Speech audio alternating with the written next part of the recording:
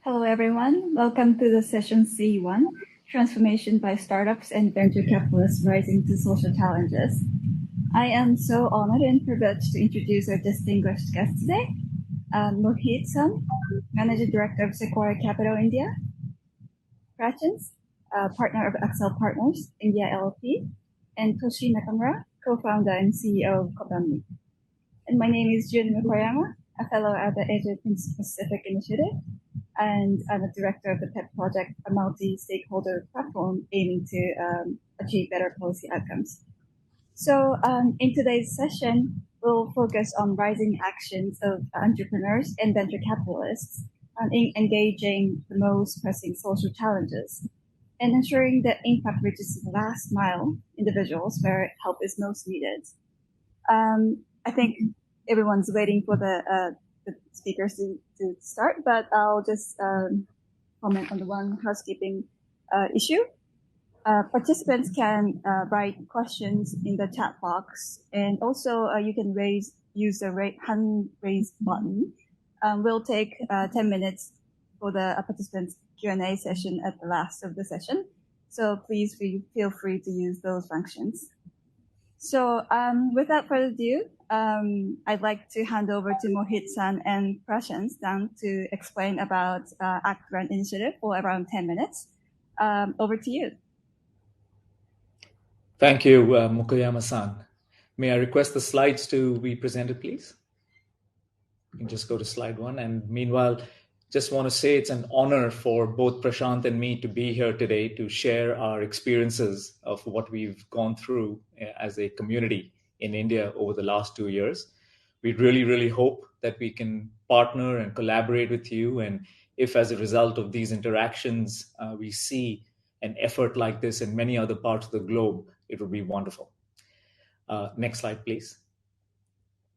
The plan today is to just walk you through, what ACT Grants is, and we'll deep dive into how the group came together to fight COVID as it absolutely ravaged India.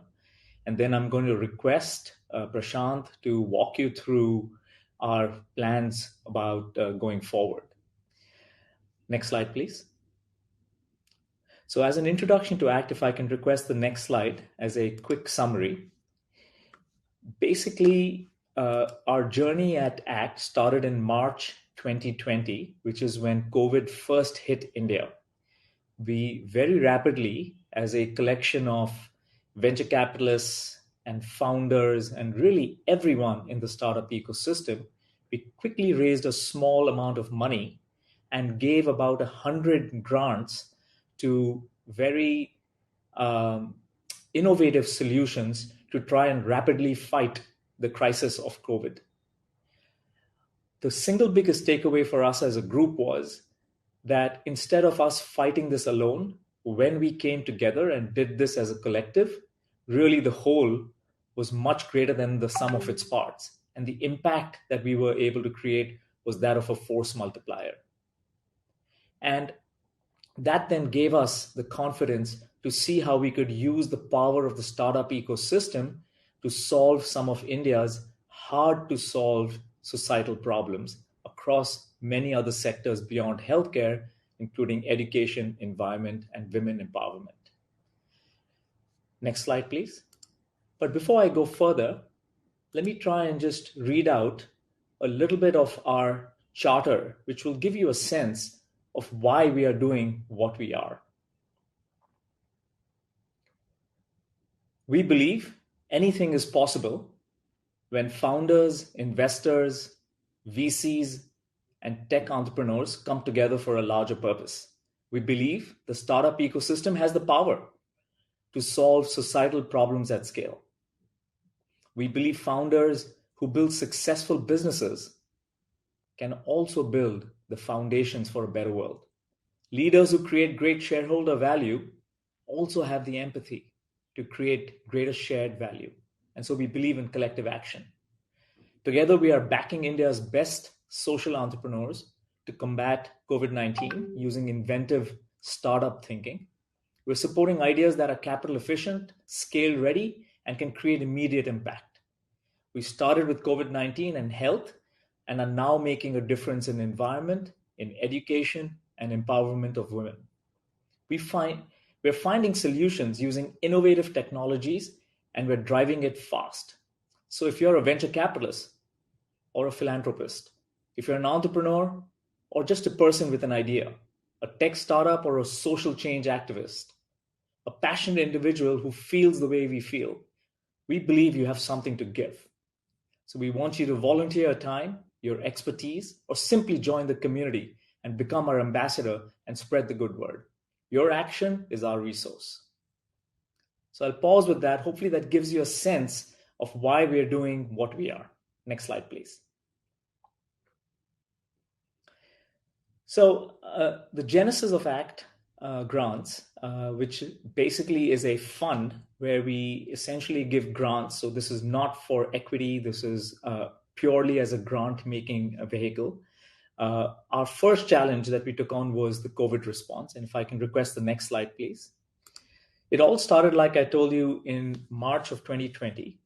And in a very spontaneous manner, we had an outpouring of love and support from all of India's founders and all of India's startup ecosystem.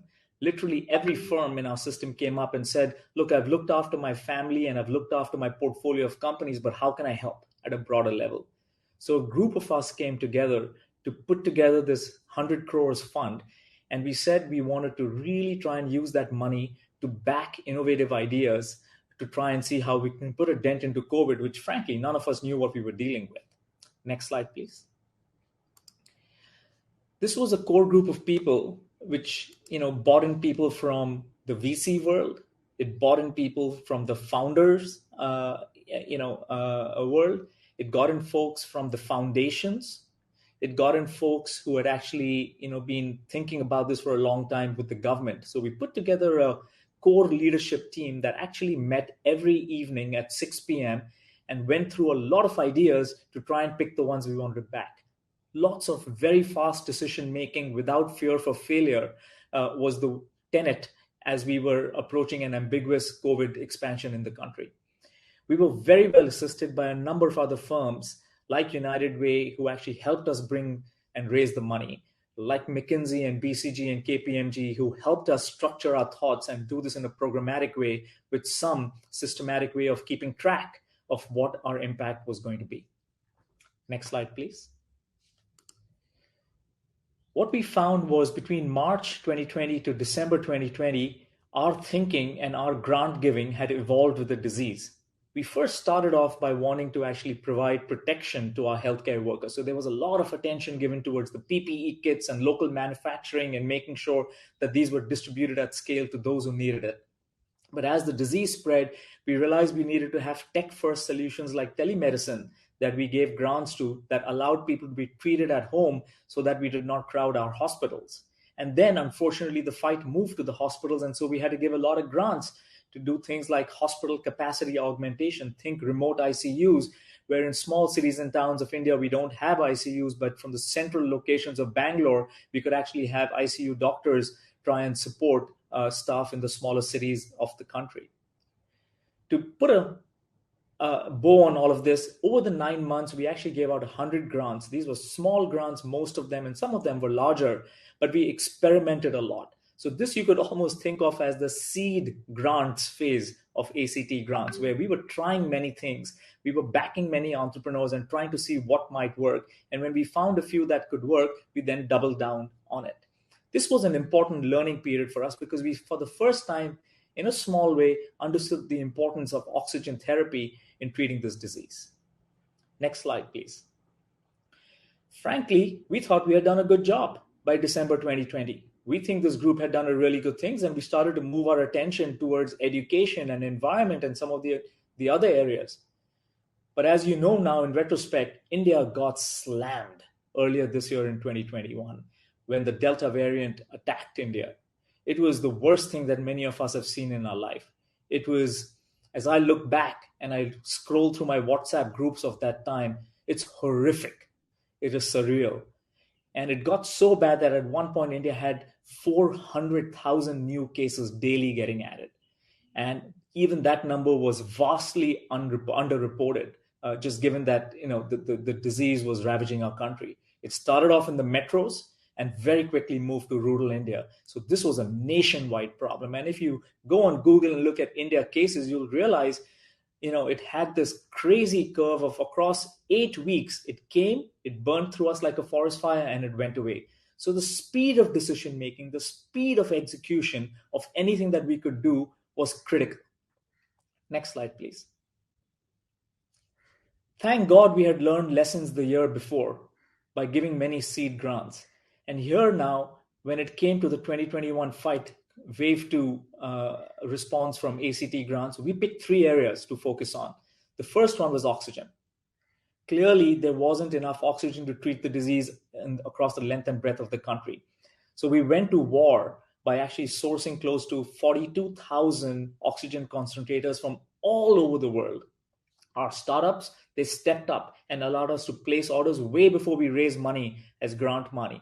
And we were able in a matter of weeks, not months, to actually make sure that these oxygen concentrators that don't need a whole lot of setup and don't need a whole lot of training were available at hospital bedsides in India, all the way from Ladakh, which is the northern tip of our country, down to Tamil Nadu, Andaman Islands, which is way off east in the remotest parts of India. So we were very rapidly able to work in sourcing and distribution to try and get these oxygen concentrators into the right hospital facilities very rapidly through our grant-making machine.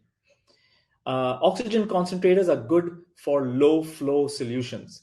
If you really want to treat the disease in its moderate or severe case, you need to be in hospital with piped oxygen. That's where the PSA plants or the oxygen plants were put up. We put 100 of these up in a matter of 3 to 4 months, again, across the length and breadth of the country.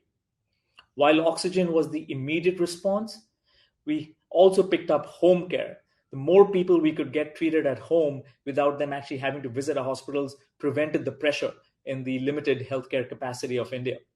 And so there was a ton of efforts in terms of training and kits that we actually provided to our healthcare workers that allowed them to treat people in their homes, in their communities, rather than put pressure on an already failing healthcare system. And finally, like we all know, vaccination is truly and only the long-term solution. And so we actually had a group of folks who actually did everything we could to try and source vaccines and make them available faster in a catalytic way to folks who actually would not normally get those vaccines in time and would be at the end of the line. So we worked really hard, for example, to get vaccines to folks on the front line, folks in the crematoriums, the government workers who actually were helping us open up the supply chains. And this was an immense effort that the team put together. Let me pause here and hand it over to Prashanth to build on what I just said and then to walk you through what we are now focused on. You're on mute, Prashanth.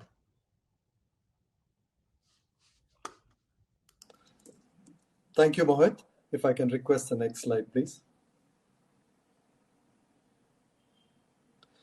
So I'll now quickly, in the next couple of minutes, talk about our next slide, please. Our lessons in from the phase 1 and 2 that Mohit spoke about, and what we really learned was that it was just not about 2, 3, 4 of us, but at one time we had hundreds of founders and investors and people from across, catalyzing each other and inspiring each other.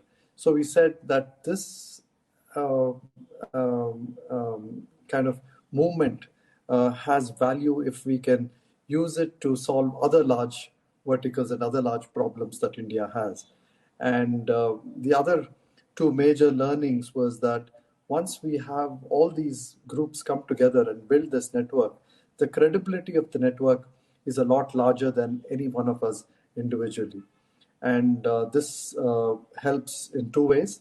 One, the solutions that we could bring about and the impact of the solutions were a lot larger because we were able to stitch and connect some of these networks together. The second big benefit was the ability to draw funds from foundations and and also work more closely with the government.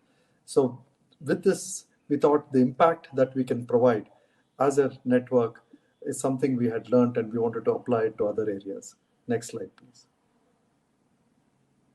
So we had different deliberations, and we looked at what are some of the really large problems that our country faces, and we came up with these four. One, of course, is the continuation of the healthcare efforts that we were doing, and education and environment, and the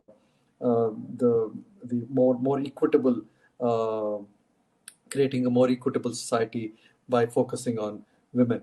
And we believe that each of these should have independent ownership and independent leadership, and independent decision making through investment committees.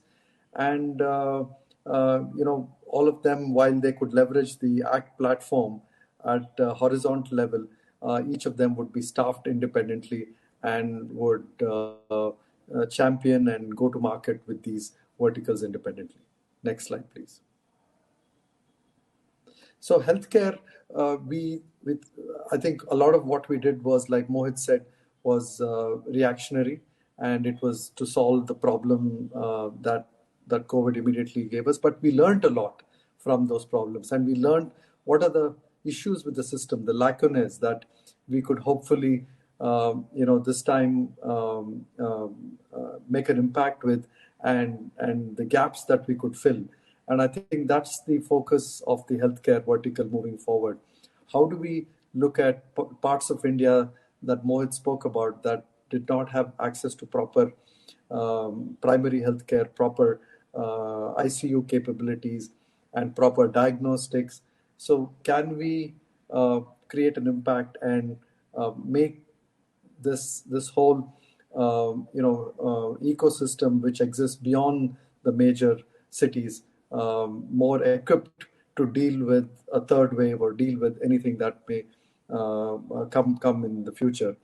And we also believe that the healthcare capacity is something that we, from our efforts with home care and from some of our other engagements from the first two waves, we believe that it's very important, while we build medical technologies and while we have all these digital platforms, it's very important to build the capacity of the health ecosystem as a whole. And that's going to be a major focus for us. Next slide, please. Education and Edtech is something that a lot of our startups here in India are making a big impact in our tier 1 and tier 2 cities. We wanted to go beyond that into tier 3 India and focus on some of these amazing products. And the great thing here was all these companies that were in our portfolios across some of our venture funds, they were anyway thinking about seeing how some of their solutions could reach other parts of the bottom 75% of India.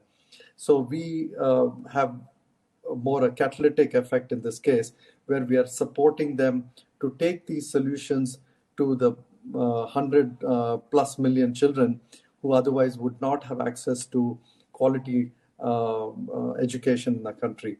And we will be focused on, I think ACT as an entity has always had a bias for action. And I think even here in the education space, we would focus on learning outcomes and the ability to achieve some of these solutions in a sustainable manner over the next decade or so. Next slide, please.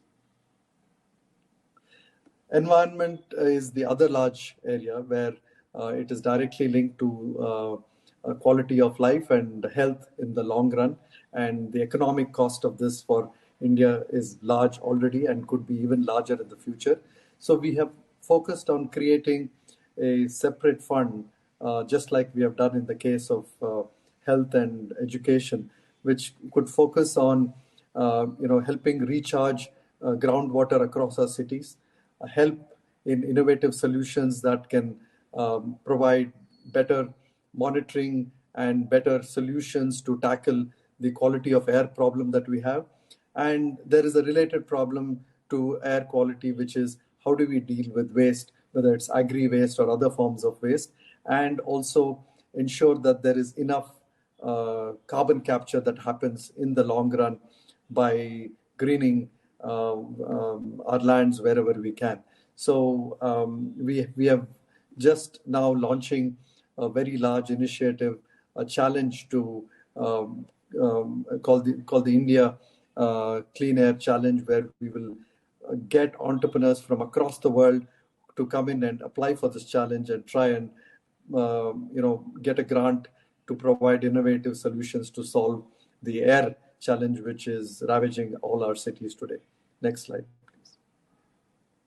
And finally, like I said, we believe that we have a large role to play to make everything that we are doing more equitable across society, and I think women will play a large role in that.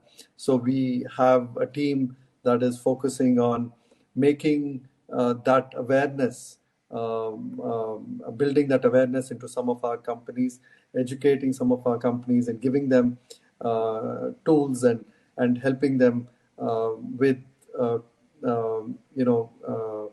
areas that they could help make the women more participative in both the startup ecosystem and in society as a whole. Thank you. I will hand it over to the moderator. Thank you. Thank you very much, Mohit-san and Prashanth. It is very, very inspiring how business leaders came together to tackle this pressing issue and taking that initiative beyond the COVID-19 issue to solve more fundamental issues in the country. So I would like to hand it over to Toshi-san to explain about your initiatives through Kopernik. Thank you, and thank you again for the kind invitation. It's really a privilege to be in the panel with distinguished colleagues, and also with the business leaders in Asia and Pacific. So I am co-founder and CEO of Kopernik, which I co-founded in 2010 in Indonesia to solve social and environmental issues in the developing world more effectively and more innovatively. The idea came from the fact that I spent earlier a professional career in the United Nations system, mostly in Asia Pacific, in Timor-Leste, Indonesia after tsunami. I spent time in West Africa, Sierra Leone, etc. And some of the things that I started to think is that these big, large public institutions like the UN tend to be very inward-looking and kind of try to do projects in consultation with donors and then the government side, and then really tend to overlook the innovation and all this energy and creativity that exists outside of the public sector.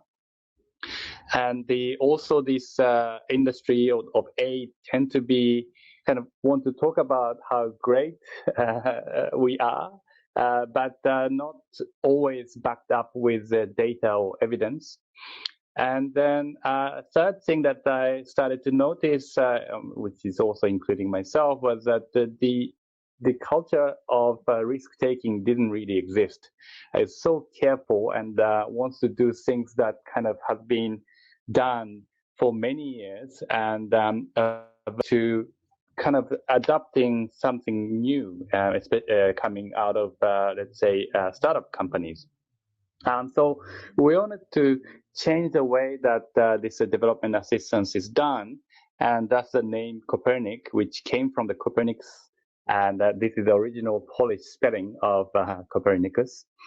What we do is fourfold. One is research around unmet needs. So what are the remaining challenges that the disadvantaged communities are still facing? And then we conduct lean experiments. For the needs that we identify, we test different solutions that are not yet mainstream. And we, in a lean way, but we make sure that we collect enough data so that we know whether the solution that we bring has any legs or not. And thirdly, for the more kind of established solutions that we know that work, for example, the solar lights are very useful, and there's already a lot of data that in the off-grid communities, solar lights provide a number of different benefits. And so these kind of solutions, we provide direct community support, especially in the aftermath of natural disasters or in the most recent context in the COVID situation. Number 4 is we share the result of the experiments, including those that didn't really work, so that we, as an industry, as a non-profit, or the companies interested in solving the issues in the less advantaged communities, learn together as a whole. So I want to share some example. But this is a rubber tree, and the rubber farmers approached us saying that they are losing so much latex just because it exposes to heavy rain during the rainy season. And we need extremely simple solutions of this kind of rain guards to different types. And then we basically see whether we compare the amount of latex collected from the trees with the rain guard and without the rain guards.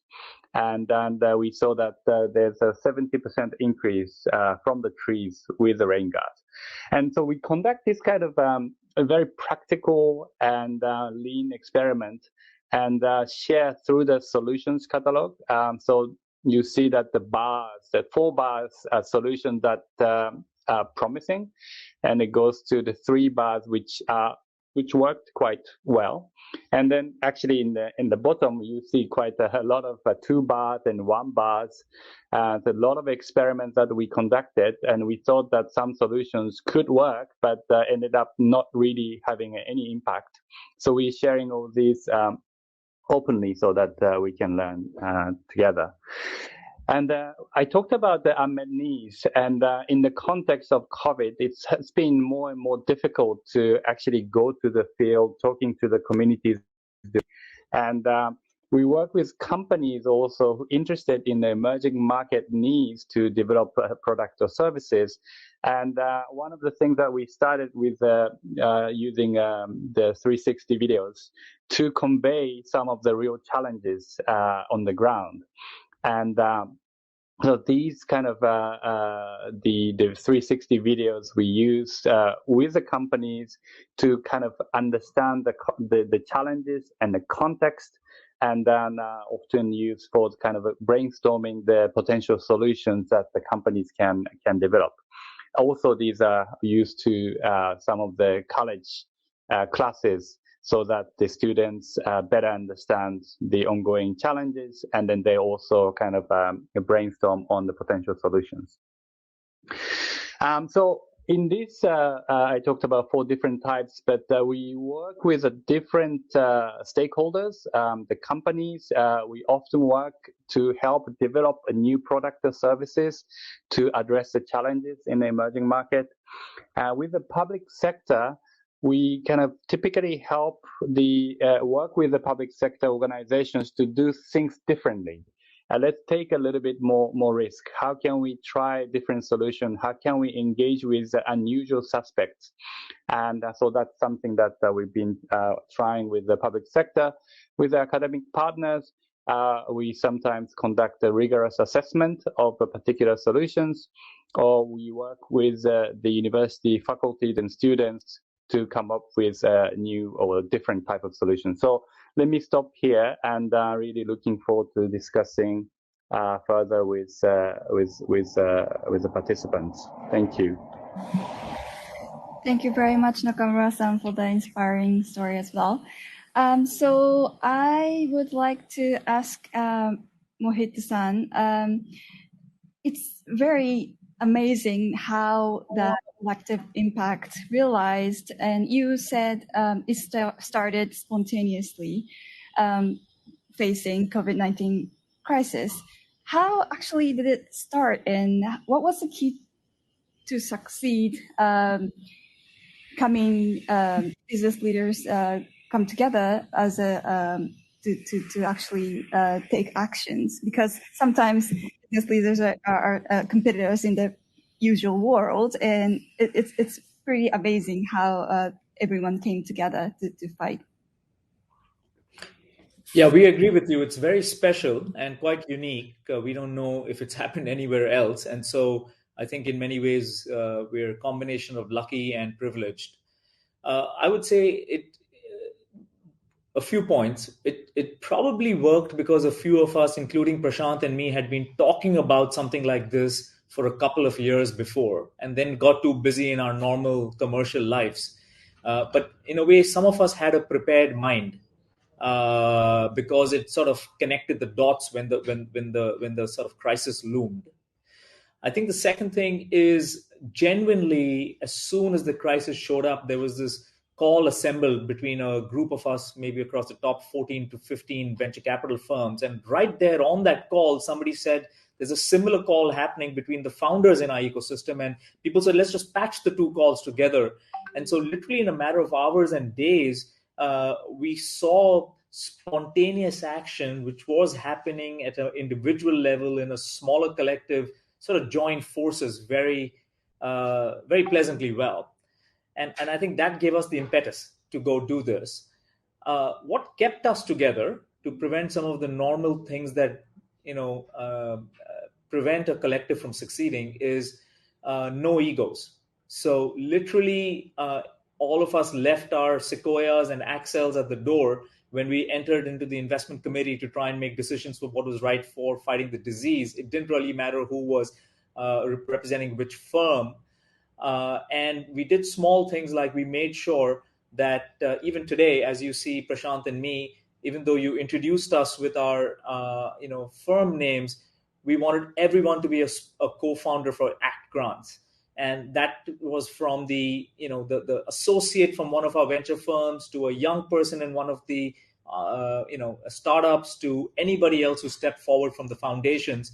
It really didn't matter who you were, and it was such a delight. I remember Prashanth remarking once how he was, for example, driving a lot of our vaccination efforts in this COVID crisis too. People didn't know who actually was on the teams. Many times there would have been a rival competitors team who normally would be fighting you in the marketplace, but working hand in hand under Prashanth's leadership to try and achieve the results. So truly, people just checked their own agendas at the door, and when they came in. So I think that's what kept us going. And I'll just add, even though today Prashanth and I are sitting here representing what our experiences are, there were 350 volunteers behind this. So this is not anything to do with the two individuals in front of you. This is truly a multi-headed monster that is basically, full of passion, fueled by personal interest, and people are driving independently. But we use this collective to try and keep it all together so that we can, learn from each other. Thank you very much. It's very, again, inspiring. And if you think about many business leaders coming together to have multi actions, I would like to ask Prashanth, thinking about India being a very diverse country, many languages and many cultures, and how did the logistics work in terms of delivering items to hospitals or anything else? What was the challenges, and how did you overcome those challenges? Yeah, it's a very interesting question because, like you said, we have 30 odd states, and each state is sometimes not easy to access and easy to work with. I think this is where the power of the logistics companies that were part of our ecosystem, getting them as partners played a big role. And in fact, a lot of the logistics we had to do was not just within the country, but across, from China, from Singapore, from the US, from other parts of the world.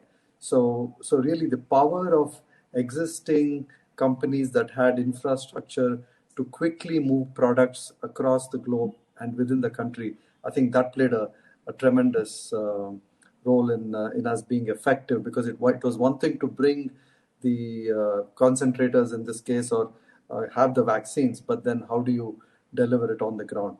The second major learning from the first wave, and which we really multiplied in many ways, is the ability to work with the government machinery. Which in a country like India, 80% of the folks don't depend on private healthcare, right? They depend on government healthcare, and if we can work closely with them and use their capabilities, their delivery mechanisms, we could create more impact. So it was largely these two, and then finally, like Mohit said, we had folks, just volunteers reaching out to us from Kashmir, from parts of the country that we had this very open platform approach, and I think that really also the open platform approach helped people without any inhibition come and join us, and no matter from which part of the country they were. So it was largely these three things. Thank you very much. I think Toshi-san's, in Toshi-san's explanation, he also mentioned about openness of disclosing information about the result of your experiments. And also you both mentioned about speed, using innovative technologies.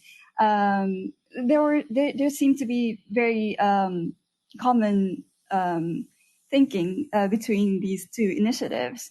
From Toshi-san's point of view, you resigned from United Nations and started this initiative, Kopernik. And what was your challenges, and what was your key to success in actually using those new technologies and having quick results that is really effective? Thank you. I don't think we have succeeded yet. We're still on the way. But I think the people in the development sector, people in the business sector, I think thinking has been evolving so rapidly, and there's more and more considerations from the business side to think about the social impact, environmental impact that the businesses have, and from the public side that they really understand that doing within the public sector realm alone would not yield to the better impact. So the collaboration with the different stakeholders, leveraging the strengths of each of the different stakeholders is the only way to go. So I think when we started, that kind of mental shift started to happen. So it was just fortunate that I think we were able to kind of connect the dots that was already starting to move to the direction that we wanted to move. Thank you very much. I think we have a hand raised by Teru-san, who I think is very involved in organizing this session. So I'd like to invite him to ask a question. Teru-san, can you speak right now? Sure. Can you hear? Yes. Okay. Well, thank you. Well, first of all, hello everyone. Well, first of all, thank you. Like many thanks to also Mohit and Prashanth for sharing your great insight to launch and run how very impactful cross-industry initiative. I really think that this act is a kind of role model for every country, as you mentioned. I think actually I haven't seen any of the similar initiative that really, having, making this, big step across the industry. And I also learned, how you really launched, this initiative. And thank you for having us here too. Just one question, as this APIF as a platform to bridge cross-regional connectivities. So we have business leaders, political leaders, social leaders like Toshi here. And personally also as a Japanese, would love to make more deeper bridges, various bridges between India and Japan, as well as Southeast Asia. If I can hear from you, what would be your suggestion or proposal or any ideas on how Japanese country or corporations of a government initiative can do further with you both in India and then maybe as well as other Asian countries? So it's a broad question, but since this is very inspirational project initiative, so I hope I think we can all learn from your ACT Grant initiative. Great. I should ask each of you, I guess. And Mohit-san, would you like to start?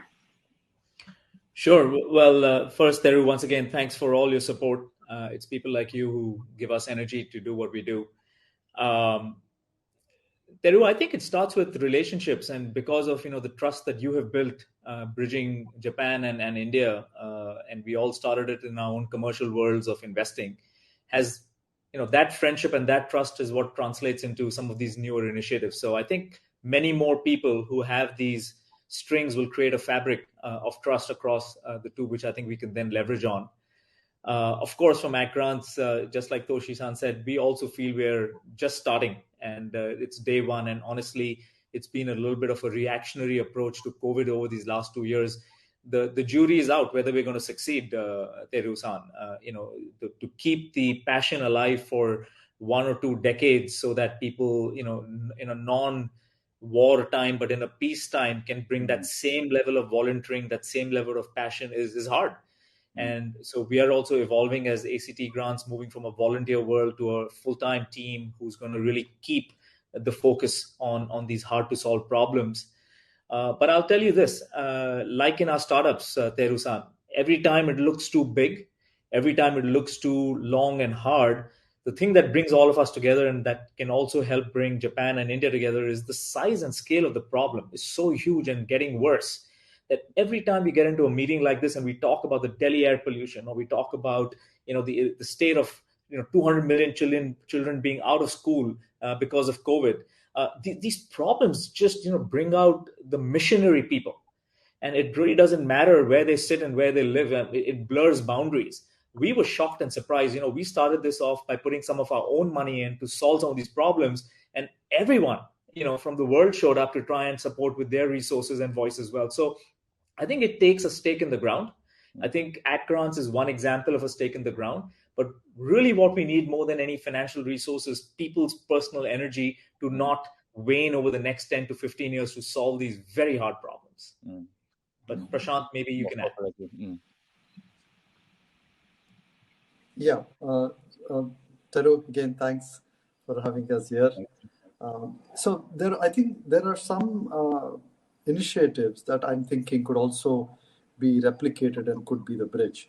So one example is one of the things that Mohit and me have been thinking and became now an initiative is this whole idea of startups taking a pledge to be more environmentally conscious and start very early in their journey of just being a little bit more aware and of our planet and what they can do in their own small ways for the planet, right? So we are starting this initiative called the Startup Pledge for early stage startups. So that, because of our bridges and thing we have, I'm sure we can take it to the entire Southeast Asia region, including Japan, and find ways of making that a bridge. And the other one is the Clean Air Challenge. I'm sure that's as much of a challenge in Jakarta and many parts, and maybe I don't know about parts of Japan, but it would be great if some of these challenges either can have participation from folks across the region and also bring the startups and the innovators and the people who also are funding some of these in different places together. That's probably one. Brilliant.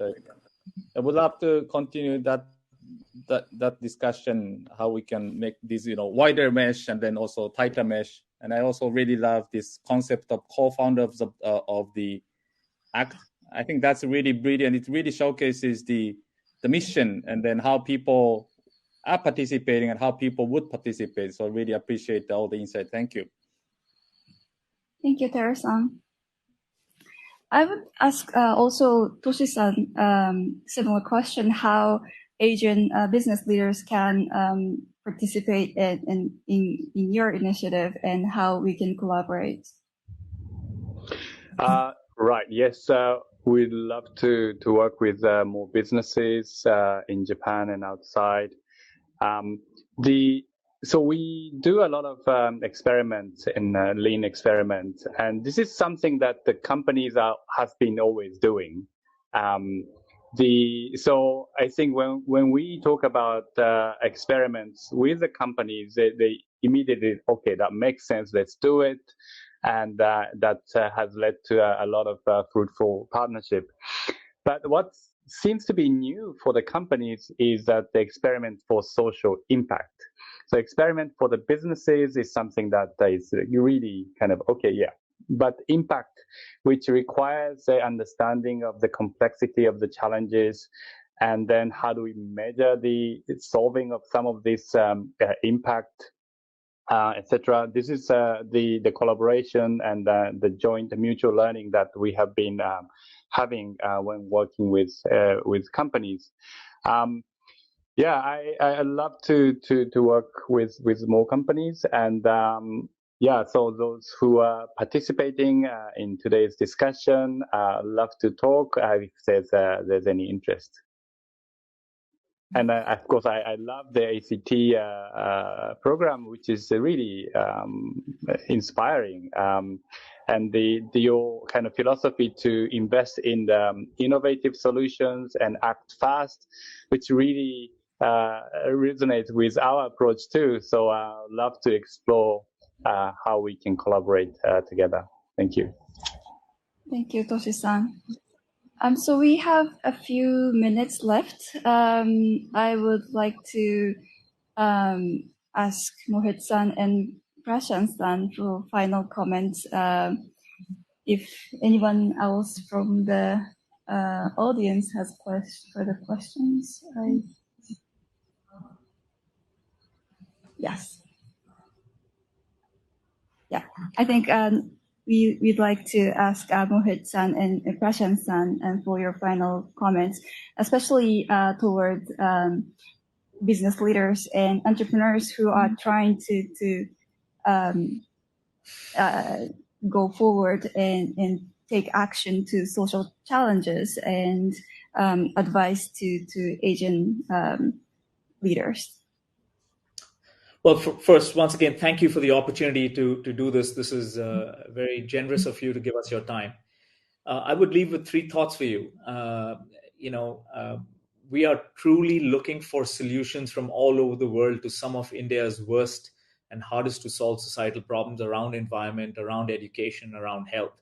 So if there are innovators in this group, or folks who have something that works and could work in an India context, we would love to hear about this. And let's get specific about it as to who that person is, who that company is, who that technology is.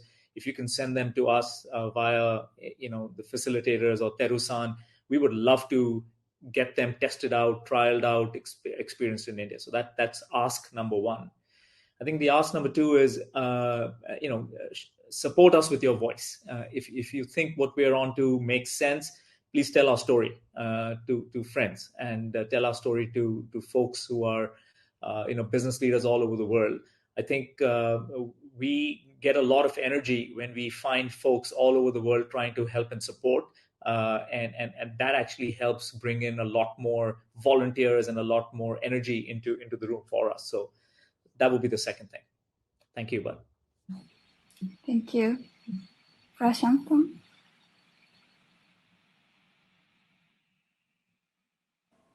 Yeah, again, like Mohit said, I think this is a great initiative.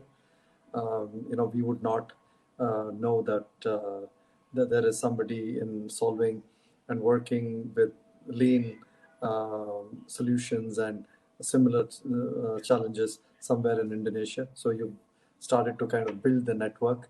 So I think we should, my only other comment, I just echo everything Mohit said, is that can we have some, if there is a platform that is enabled for some of these networks just in our part of the world, to have maybe not a once a year interaction, but keep in touch more in a more regular fashion.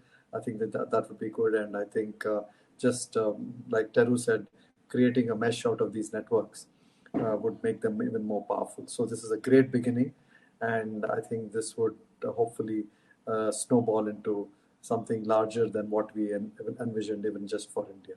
Thank you. Thank you very much. Please have your final comments, Toshi-san.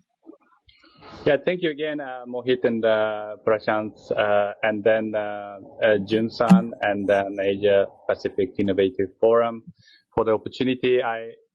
We can do what we are doing only because there are a lot of innovators around the world and those people who care about the social causes. So really love to work more with those like-minded peers and friends. So love to also, as Mohit was saying, reaching out to talking to all the participants interested in doing concrete things together. Love to hear from them. And so thank you again for the opportunity. We really had a great time. Thank you very much, Mohit, Prashanth, and Toshi-san for being part of this wonderful session. Again, I was very inspired and encouraged to listen to your stories. And I hope the session was also fruitful for everyone listening today. Thank you very much. And one final comment that there is a survey popping up in your screen. Please take a few minutes to fill these out. That will be very much helpful to that APIF. Thank you very much. Thank you very much for the participants. Thank you very much, APIF. Thank you. Thank you.